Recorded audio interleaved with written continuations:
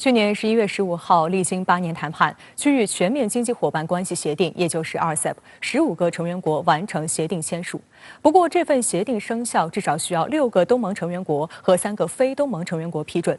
作为亚洲最大经济体的中国打头阵，于今年3月率先完成协定核准程序。而随着澳大利亚和新西兰2国周二宣布完成 RCEP 的核准，意味着协议满足生效条件 ，RCEP 将于明年1月1号开始生效。那么 RCEP 生效对全球经济影响几何？作为 RCEP 最大经济体，协议的生效对中国深化开放又有何重要影响和意义？来看报道。根据商务部的消息 ，RCEP 保管机构东盟秘书处周二发布通知，宣布文莱、柬埔寨、老挝、新加坡、泰国、越南6个东盟成员国和中国、日本、新西兰、澳大利亚4个非东盟成员国已向东盟秘书长正式提交核准书，达到协定生效门槛。根据协定规定 ，RCEP 将于2022年1月1号对上述10国开始生效。RCEP 于去年11月15号正式签署，现有15个成员国，包括东盟10国以及中国、日本、韩国、澳大利亚、新西兰，总人口达22.7亿，经济总量达26万亿美元，出口总额达5.2万亿美元，均占全球总量约30%，是当今世界上最大的自贸区。协定生效意味着全球约1/3的经济体量将形成一体化大市场。RCEP 旨在取消成员国之间91%的商品关税，并将投资、知识产权和电子商务等贸易规则标准化。这对于进一步推动区域内自由贸易、稳定产业链供应链、增加地区经贸政策稳定性、优化投资预期、提振生产和消费信心、拉动世界经济走出低迷增长提供助力。中国现代国际关系研究院世界经济研究所研究员陈凤英向深圳卫视分析指，当前全球经济下滑最大症结在于供应链出了问题。RCEP 最大的作用就是协议成员15个国家在恢复供应链产业链上做了重新安排。我们这是成员当中，只要它的零部件加到另一个国家的商品里，达到40%，它就是零关税。那么也就是供应链带动了一个产业链的拉动。供应链产业背后呢，实际上是一个贸易。一个投资，实际上呢还有人员交流，那么最关键的技术合作，还有呢电子商务，我们能看到方方面面，包括知识产权保护，它都会有大的推进，那就是贸易推进，那就是投资的推进，实际上呢这种呢经济的增长。作为 RCEP 中最大的经济体 ，RCEP 生效对中国而言也具有深远历史意义。2001年12月11号，中国正式加入世贸组织。20年来，中国成为自由贸易的受益者，同时又成为全球贸易，特别是货物贸易的主要参与者和贡献者。中国一直力促 RCEP 早日生效，于今年3月率先完成协定核准程序。根据协定，中国将在加入世贸组织承诺开放的100个服务部门的基础上，新增开放22个服务部门。观察指 ，RCEP 生效将给中国更多的海外市场机会，更为其他国家提供了更多的中国机会。在当前世贸组织陷入困境、全球化遭遇逆流，这个历史性自贸区的生效，也是多边主义和自由贸易的一次重大胜利。新华社发表国际时评指 ，RCEP 即将如期生效，再次反映了东亚区域经济一体化以及开放合作的时代大势。期待各方以协定生效为契机，深化东亚区域经济合作，携手促进疫后地区经济复苏和繁荣，惠及地区国家和人民，为构建东亚共同体不断做出新的贡献。我们一直进入了之后就是高质量了，那高质量发展是要高质量开放，我们叫制度性的开放。 RCEP 是非常明显的开放，因为它不但是一个贸易和投资的问题，包括知识产权保护啊等等一系列的，所以我想呢，这就是一个制度性的开放。反过来呢，他又倒逼我这深度改革，我不给不行，因为我已经协议签了，一个有倒逼作用，走向一个主动开放。所以我想这个过程真正可能是中国这“十四五”完成一个我们说的国内国际双循环的一个新的发展格局。值得一提的是，今年9月和刚结束的罗马 G20 峰会期间，中国又正式申请加入 CPTPP 和数字经济伙伴关系协定 DEPA， 再次有力证明中国希望更深层次融入国际经贸体系。事实上，中国的对外开放成果也在不断显现。经济发展与合作组织周二发布数据称，中国在今年上半年成为全球最大外国直接投资流入国，流量达1770亿美元，占全球跨国直接投资总额比重达20.34%。今年以来，跨国资本投资中国热情不减。根据商务部此前公布数据，今年1至9月，全国实际使用外资规模再创历史同期新高，达到人民币8595.1亿元，较去年同期增长19.6%。东盟秘书处日前发布通知，确认已有东盟6国及中日新澳4国提交核准书，达到协定生效门槛。那这意味着区域全面经济伙伴关系协定及 RCEP 将于2022年1月1号起正式生效。那管先生，您对此如何前瞻？关于 RCEP 历时8年多，涉及16个成员国，一轮又一轮的马拉松谈判路，马来西亚贸易部长阿里有一句流传很广的表达，他曾经在签字现场脱口而出 ：RCEP 谈判满是血汗和泪水。那么既然是马拉松，就会有掉队者。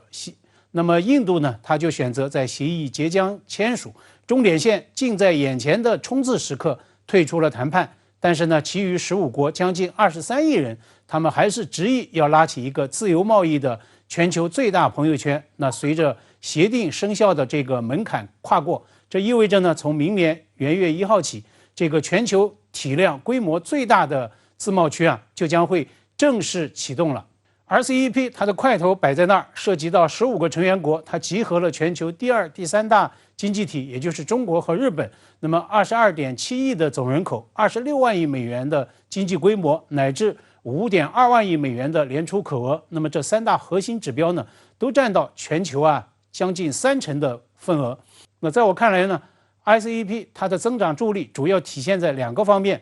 第一，那么 RCEP 缔约国之间超过90%的产品立即或分阶段实现零关税，那成员国之间的这个关税水平将会全面降低。那么第二 ，RCEP 缔约国他们的这个原产地累积规则这样一个特殊安排，它是指呢，在确定产品原产国资格时呢，允许将产品生产使用到的 RCEP 其他成员国的原产材料等同于生产国的原产材料。那么这呢，会使得最终产品更加容易达到取得这个原产国的这个资格，从而呢享受优惠的关税。在我看来，这就是促进 RCEP 成员国共同做大市场、高效配置资源与生产供应链的制度创新。当然了 ，RCEP 生效，全球最大自贸区起航，尽管影响深远、红利可期，同样呢，它也面临着不少问题与挑战。那么随着 RCEP 生效，23亿人拉起的最大自贸群又面临着哪些问题和挑战呢？现在有人拿 RCEP 和趋利并行的 CPTPP 来做比较。我们也知道，这2大机制的成员国有不少是重合的，如日本、韩国、澳大利亚、新西兰以及部分东盟国家等等。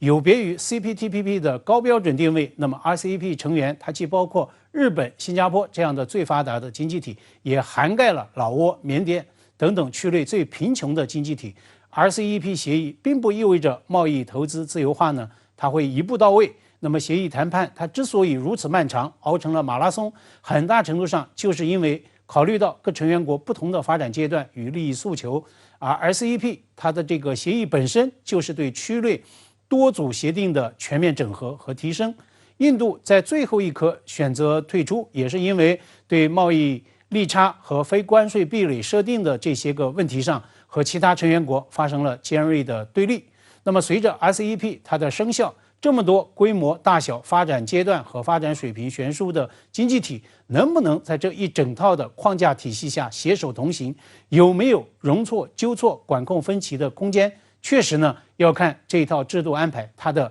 韧性和弹性。政治因素也会带来很大的不确定性。比如呢，作为东盟和 RCEP 成员的缅甸，基于它国内的政治动荡局面，缅甸军方把控的国家管理委员会和过渡政府并没有获得国际社会的承认。那么缅甸方面呢，也缺席了刚刚召开的东盟系列会，所以就像东盟一样，东盟主导的 RCEP 同样会面临缅甸难题。此外呢 ，RCEP 内有部分国家双边关系紧张，那么这种紧张关系多大程度上会影响到双边的贸易和经济往来 ？RCEP 机制能不能做出相应的调试性的安排？我想这恐怕也是值得关注的。那么以 RCEP 成员澳大利亚为例，该国呢就频频指责它在对华贸易中遭到了不公平的对待，全然不顾澳大利亚自身追随域外国家在印太范围之内兴风作浪的种种黑历史。当然了，我也要强调，问题和挑战一定是阶段性、是局部性的。所谓天下大势浩浩荡荡，顺之者昌，逆之者亡。那么 RCEP 起航的更大意义就在于它顺应了世界西承东降这一最大的时与时。那么对近年备受压力和挑战的全球化、贸易自由化和投资便利化的这个进程呢，做出了极大的提振与助推。RCEP、CPTPP 以及区内一系列的双边、三边乃至次级的地区自贸机制性的安排，正在推动亚太成为全球贸易与投资自由化的重心所在，是真正的高地。好，谢谢广尧先生在线和我们分享您的观点，谢谢。近期，美智库及台防部门不断渲染所谓解放军要夺取东沙岛，为此，台当局煞有其事地推出整建东沙岛计划，派驻100吨炮艇及更新雷达。而美国防部推出的中国军力报告则渲染称，大陆将在2027年在台海突发事件中具备更可靠的军事选项。报告还借机老调重弹，试图进一步推动对台军售。台防务部门负责人邱国正日前在台立法机构备询时，狂言不会有解放军夺取东沙岛的状况。他还要求驻东沙岛官兵要有信心坚守到底。为应对东沙岛面临的所谓解放军军事威胁，除了台海军陆战队等部队进驻支援外，台海巡部门已执行所谓新计划，将进驻2艘配备机炮的100吨巡防救难艇，同时换装网络传输系统与暗记雷达，进驻备援用机动雷达车等，确保东沙岛的所谓安全。解放军对于台海的局势的控制应该说是具有压倒性的。那么他拿这个东沙岛的这样的一些设备的更换重新的说事儿，实际上是台湾当局自己在自欺欺人。那么只不过是在两岸话题上继续的炒旧饭继续的给两岸增加这样的一些紧张局势罢了。事实上，台方一连串动作离不开美方在背后的鼓动和炒作。美智库卡托研究所国防外交政策高级研究员卡彭特周二在《国家利益》杂志发文称，美国外交政策圈辩论有关美国保护台湾免受大陆进攻的承诺，都仅聚焦在台湾本岛。他认为焦点需要扩大，把台湾外岛如金门、马祖也考虑进去，并称位于台湾西南近480公里的东沙群岛被大陆锁定的几率较高。他还无端揣测认为，这样做虽然大胆，却是一个测试美国保护台湾决心程度和可靠性的有效且低风险方法。而另一家美国智库新美国安全中心10月26号曾发布报告，模拟一个场景，即中国大陆控制了东沙群岛，并捕获500名台湾士兵。报告显示，在该演习中，美国和台湾军队将很难对大陆的行动做出有效的军事反应，来让解放军撤退。而在美国国防部周3公布中国军力报告后，一名美国高级国防官员在简报中提到，中国大陆对台可能制定的选项就包括所谓取得离岛的控制权。中国军力报告中还指出，近年来中国迅速推动军事现代化，其目标是在2027年时具备在印太地区对抗美军的能力，以迫使台湾当局进行谈判。此前，美军印太司令戴维森称，大陆可能在2027年之前对台动武，引发广泛争议。台防务部门负责人邱国正上月接受采访时声称，解放军目前已有攻台能力，并研判2025年解放军具备全面攻台能力。报告老调重弹，美方将持续对台军售，使台湾得以维持所谓足够的防卫能力。似乎是与新版中国军力报告配合，美国共和党参议员霍利周二提出所谓“武装台湾法案2021”，要求美国防长规划台湾安全援助倡议，提议在2023年至2027年财政年度每年拨款30亿美元，加强台湾的防卫能力，包括提供设备、训练和其他支援，加速升级台湾的所谓不对称战力。在两岸的这个军力的对比，早就已经呈现出一种大陆的压倒性的态势的情况下，实际上我们对于两岸统一的决心是始终没有动摇的。那么这样一个时间点和最后两岸统一的这样的主动权始终掌握在大陆方面。这个时间点的炒作我想一方面是台湾方面拿这个吓唬民众，再一个呢也是美国方面拿这个呢去逼迫台湾方面，比如购买军力增加一些这个军购等等，不过如此这样的一些政治操作而已。美军参谋长联席会议主席米利周3也在阿斯彭安全论坛上谈到台海局势。他认为，中国大陆毫无疑问正在打造与美军对等作战的能力，以便在台海爆发冲突时紧速解决争端。他预测，尽管大陆准备在不久的将来对台湾采取所谓军事行动，但这样的时间窗口或许不会发生在未来24个月内。My analysis of China, I don't think that it is likely in the next near future being defined as, 6, 12, maybe 24 months, that kind of window. Probably not, but anything can happen. 而被问到美国是否有能力保卫台湾时，米利称，在美国总统做出政策决定之后，美国绝对有能力保卫台湾。We have the capability to defend Taiwan. We absolutely have the capability to do all kinds of things around the world to include that, if required. Those are really policy presidential decisions whether or not we do that, and hence the policy of the Taiwan Relations Act. But we absolutely have the capability. There's no question about that. 美国新闻与报道周刊认为，这些言论表明米利并不认同中美正滑向冲突的假设，似乎是有意缓和外界炒作的这种说法。美国对于协防台湾这样的一种说法，始终实际上是不愿意投放实际的动作的。我们相信美国对于中国实现国家统一的这个决心和能力实际上是非常的明白的。另一方面，美国总统拜登周二在联合国气候变化大会世界领导人峰会闭幕期间表态称，自己不担心中美之间会发生武装冲突，两国只是在竞争而已。近日，包括拜登在内的美国高层多次发表涉台错误言论，引发台海局势紧张。拜登的最新表态也被视作就涉台问题发出潜在信号。美国国家利益杂志网站指出，拜登政府发表的相互矛盾的声明，加剧了人们对美国对台政策的猜测和不确定性。拜登2次发表保卫台湾论调，但其顾问都迅速收回了言论，坚称美国政策不变。目前尚不清楚拜登是否意在暗示美国从长期的战略模糊政策转向战略清晰。好，新闻话题马上来连线特约评论员刘和平。刘先生你好。美国国防部今天公布的中国军力报告指出，中国迅速推动军事现代化的目标是在2027年时具有在印太地区对抗美军的能力，并迫使台湾领导层以北京条件进行谈判。那对此您怎么看？美国五角大楼的这个判断对外透露了2个信息，一个是在解决台湾问题上，中国大陆军力发展的目标并不仅仅是打得赢台湾，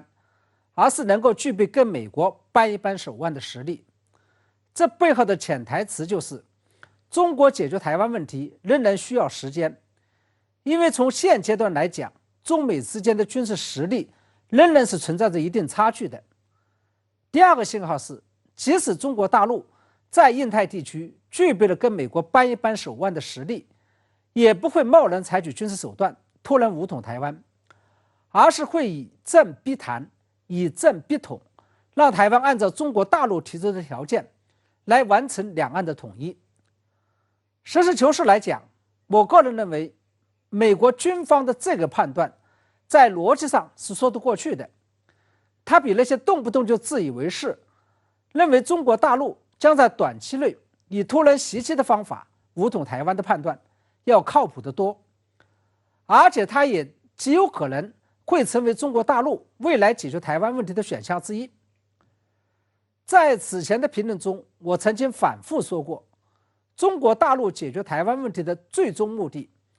不仅仅是着眼于领土主权的复合，也不仅仅是着眼于法律与政治上的统一，而是有更高的要求，也就是着眼于人心上的回归与统一。而这种更高的目标和要求，光靠军事手段显然是达不到的，甚至在某一个时间段内，军事手段的效果还有可能会适得其反。因此，解决台湾问题的上策仍然是利用政治、经济、文化的吸引力，让台湾民众自觉自愿地跟大陆完成统一。军事手段只有在穷尽了其他办法之后，万不得已的情况下才会被迫使用。同时，我还认为，即使是在军事手段中，也可以分为上策与下策。下策指的就是直接用军事手段，通过打仗的方式来解决；上策则是通过兵临城下、围而不打的方式，达到以不战而屈人不治兵的这么一种目的。也就是在实现以武扼毒之后，再实现以武必谈、以武必统。我相信，只要中国大陆把自己的战略目标定得比较合理、比较切合实际，比如要求台当局以协议与制度化的方式承认一中原则，并且不得反悔，这个还是极有可能能够做得到的。因此只要台海局势不发生突发性的重大事变，比如蔡英文当局突然宣布台湾独立，以至于大陆不得不启动反分裂国家法，否则的话，中国大陆突然不宣而战，以武力统一台湾的可能性基本上是零。美国智库卡托研究所资深国防外交政策研究专家卡彭特专门指出，与台湾本岛相比，中国大陆突然占领东沙、金门、马祖等台湾外岛的可能性更大。那对此您又怎么看？确实，这种猜测性的分析看上去似乎很美，因为东沙群岛还有澎湖、金门、马祖都远离台湾本岛，中国大陆率先收回这几个岛屿非常容易，甚至可以说是不费吹灰之力。而且在这些地方发生冲突，不会涉及到太多的人员伤亡，也不会对经济造成太大的冲击。对于蔡英文当局以及美国来说，丢了这几个岛屿，也仅仅是缺胳膊断腿的事情，并不会危及生命。因此，无论是蔡英文当局还是拜登政府，最终都会选择破财消灾、息事宁人。然而，我要说的是，这种判断有些过于自以为是，过于想当然了。他没有充分考虑到这件事情所带来的连锁反应与后果。首先，无论是直接拿下台湾本岛，还是拿下东沙、澎湖、金门、马祖等离岛，它在本质上都意味着中国大陆武统台湾的开始，会引起台湾方面甚至是美国的武力反制。其次，换位思考一下，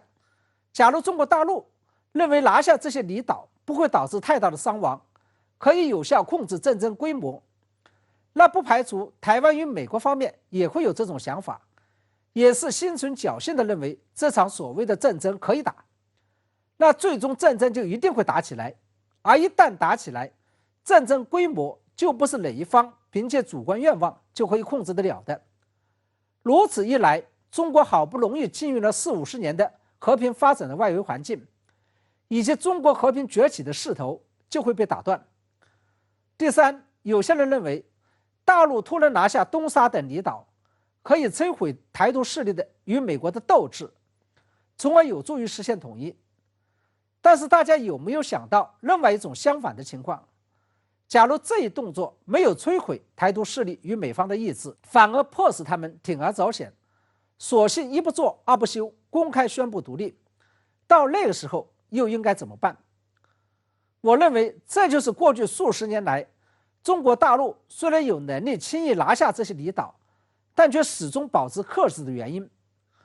因为这个动作仍然是一个重大的政治决定，而非单纯的军事考虑，是一个全局性的战略考虑，而非局部性的战术考虑。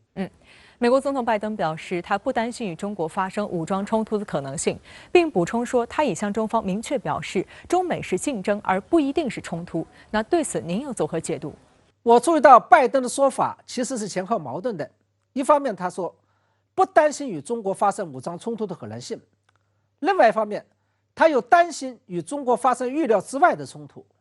大家知道，跟预料之中的冲突一样，所谓预料之外的冲突也是冲突。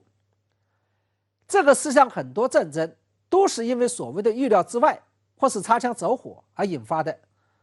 所以拜登在内心深处其实是非常担心中美爆发冲突的，甚至可以说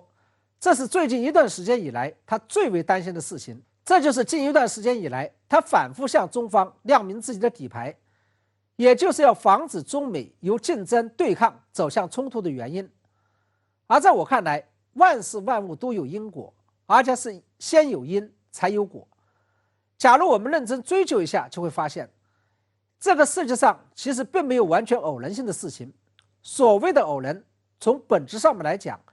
其实都有内在的逻辑上的必然性，只是我们没有发现而已。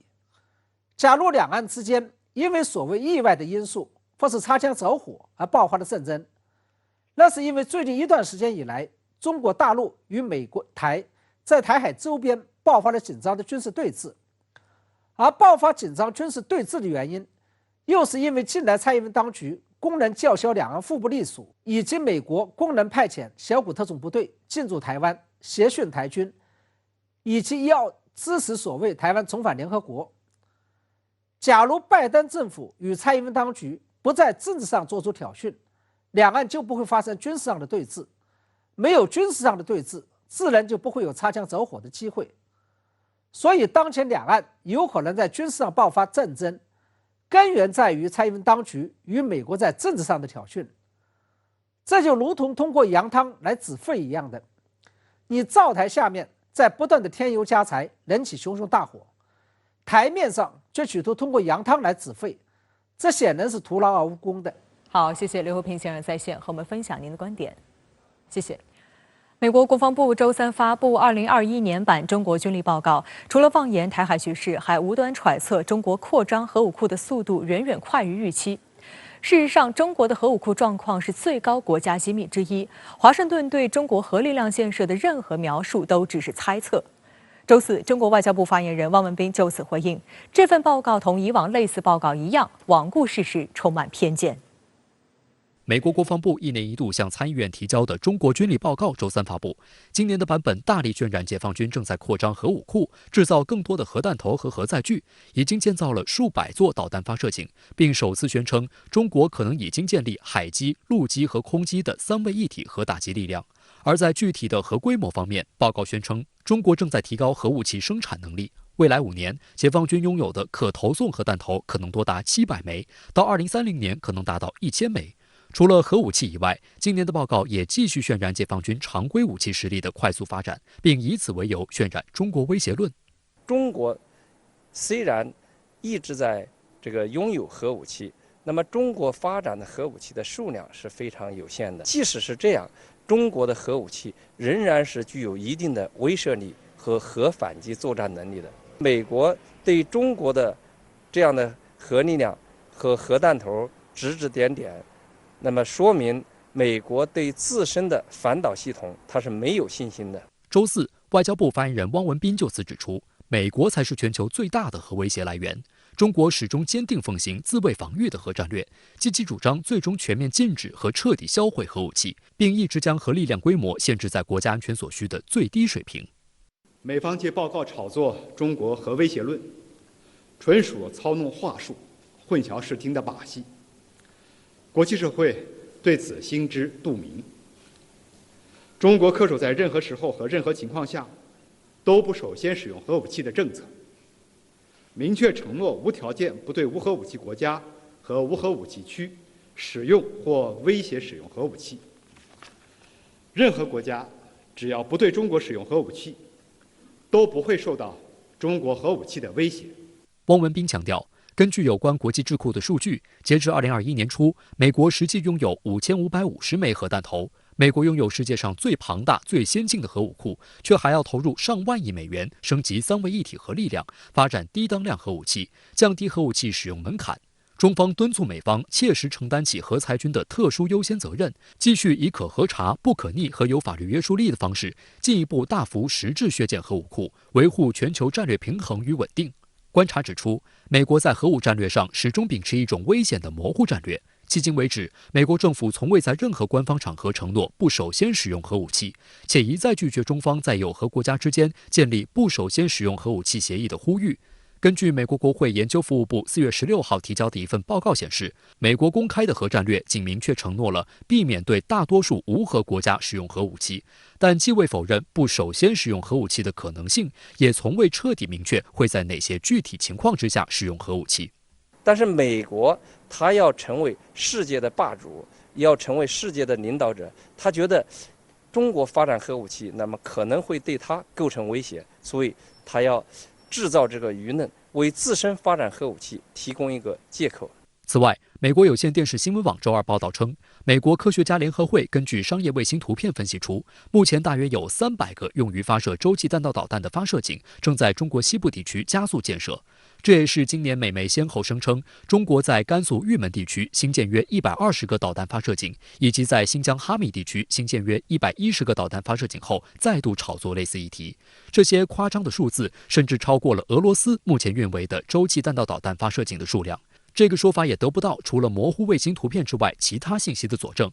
分析指，美方的相关报道和说法完全是不负责任的恶意炒作。从核导弹的发展历程来看，放眼整个世界，警示核导弹都属于第一代核武器。而现如今的新型核导弹大都具备机动发射能力，几乎没有哪一个国家会投入巨额资金再去建设导弹发射井，因为导弹发射井的建设周期时间很长，而且很容易暴露坐标位置，相较而言生存能力受限。中国此前已多次展示了新型核导弹的机动发射能力，所以不可能再投入巨资去进行第一代核导弹阵地设施的建设。另一方面，美媒反复炒作中国在西部地区建设新的发射井，也是对中国地理缺乏基本了解。因为中国西部多为沙漠岩石地况，并不具备建设导弹发射井的地质条件。事实上，早前美媒炒作的甘肃玉门新建的导弹发射井就被证实是风电场，令人啼笑皆非。事实上，真正在全球搞核威胁和核讹诈的是美国。特朗普在任时曾多次声称，美国在研制超级核弹和世界最快的导弹。值得注意的是，在喊中国核威胁的几乎同时，美国正在举行全球雷霆演习，演习全球核打击系统和导弹防御体系。分析认为，美国的目标非常明确，针对中俄打造更强大的核力量。汪文斌在记者会上指出，美国陆续退出反导条约、中导条约等军控法律文书，持续推进部署全球反导系统，恢复陆基中导研发试验，并谋求在欧洲和亚太地区部署，通过美英澳核潜艇合作，构建极具冷战色彩的小圈子。美方此类举动严重损害全球战略稳定，破坏国际和平与安全。美国在核不扩散这方面呢，可以说是坚持的是双重标准，对我有利的，我不管它扩散不扩散，那么对我不利的，使劲要按住它。美国仍然坚持着冷战思维和强权政治、霸权主义的这样的思想，也就是说，我可以为所欲为，但是其他国家，那你必须听我的。尽管美军在时隔1个月后，终于就康涅狄格号核潜艇在南海水域发生撞击事故给出一个说法，但这个含糊不清的声明反而迎来了更多质疑。中国南海研究院创始院长吴世存周三表示，结合到美英正在帮助澳大利亚在亚太地区打造核潜艇部队，如果未来在南海地区的核潜艇多了起来，有没有一个各方共同遵守的规则，就会成为一个核心问题。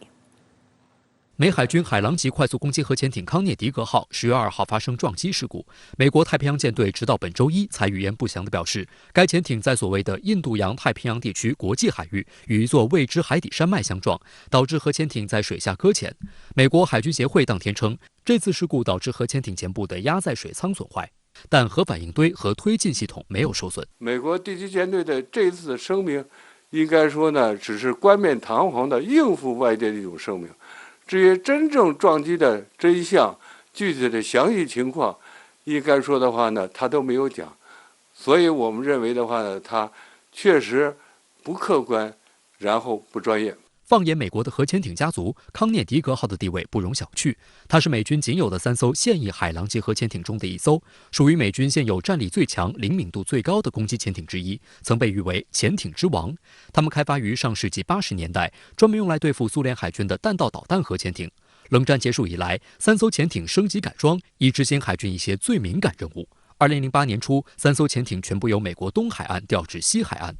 外界关注美军最有战力的攻击型核潜艇潜伏在别国家门口，究竟是在执行什么特殊任务？据美国环球战略网此前报道，海狼级核潜艇属于专业间谍潜艇，艇体前后装有特别设计的机动系统，可以让潜艇在水下稳流中稳定停留在预定水下目标的上方。这一特性非常适合其在海底光缆上安装特制的监听设备，截获敌方情报，对全球水下通信网络进行监控监听。此外，海狼级核潜艇还配备多用途平台，能携带水下运载器，搭载海豹特种部队，完成兵力投送和回收，具备快速反应和特种作战能力。这艘潜艇到底到哪里去执行什么样任务的话，这个美国不可能公开的。那么从它整个航行的这个轨迹和它这个撞击的地点，我分析的话，它应该在南海一带。根据我的推测，那么在南海这个地区来进行搜集情报、监听，这种可能性应该说还是比较大的。南海战略态势感知计划长期跟踪数据显示，今年以来，美军在南海军事行动的强度和频次创历年新高。不仅大型水面舰艇活动强度进一步提升，较去年同期几乎翻倍。水下部分，根据有限的信息披露，美海军至少有康涅狄格号、芝加哥号、基韦斯特号、俄克拉荷马城号、俄亥俄号、阿什维尔号、杰弗逊城号、斯普林斯菲尔德号、夏洛特号、汉普顿号、伊利诺伊号等11艘核潜艇前往包括南海在内的西太平洋地区执行战略巡航任务。美军在南海的军事行动，09年是一个分水岭，就09年以后明显加大了行动的频次、烈度和针对性，这是个长线的增长趋势。很显然，越往后的年份肯定是越强的。你比方说，今年2021年肯定比去年要强。今年其实潜艇在南海周边的活动也是很多的，甚至前2天潜艇事故。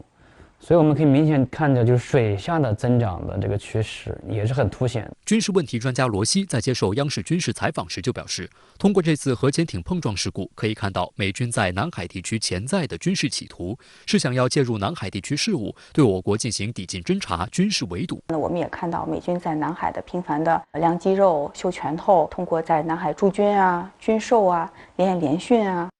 战略轰炸机的飞行也好，舰艇的这个过航也好，实际上呢是对这个南海地区的这个安全秩序的一个破坏。美国实际上是推动南海军事化的一个最大的推手，是破坏整个南海地区安全形势最大的危险源。中国南海研究院创始院长吴世存周三在接受采访时就表示，结合英美正在帮助澳大利亚在亚太地区打造核潜艇部队，如果未来在南海地区的核潜艇多了起来，有没有一个各方共同遵守的规则，就会成为一个核心问题。中美之间将来是否需要设立相关行为准则，归属核潜艇的行为，避免核灾难的发生？香港立法会换届选举提名期进入第6天，至今共收到60份报名表格。香港特区政府前新闻统筹专员、时事评论员冯伟光周四报名参选选委会界别。他对深圳卫视表示，自己的初心就是能作为一个爱国者，助力下一届立法会有序高效地推动香港社会发展。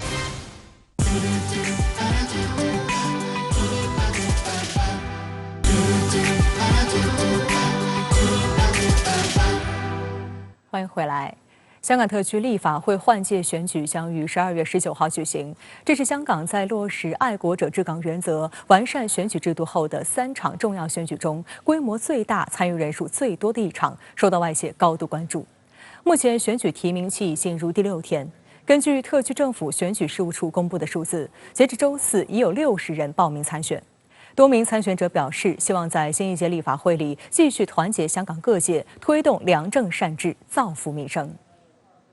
2021年香港立法会换届选举报名踊跃，选举事务处至今收到60份报名表格。在周四提交的12份提名中，有6人参选选委会界别，其中就有香港特区政府前新闻统筹专员、时事评论员冯伟光。周四下午，冯伟光在报名地点特区政府总部大楼外接受了深圳卫视记者采访。他表示，香港过去经历过立法会被恶意阻碍拖延、无法正常运转的黑暗时刻。自己报名参选的初心，就是能作为一个爱国者，助力下一届立法会有序高效地推動香港社會發展。假如我能夠當選，我會係幫主要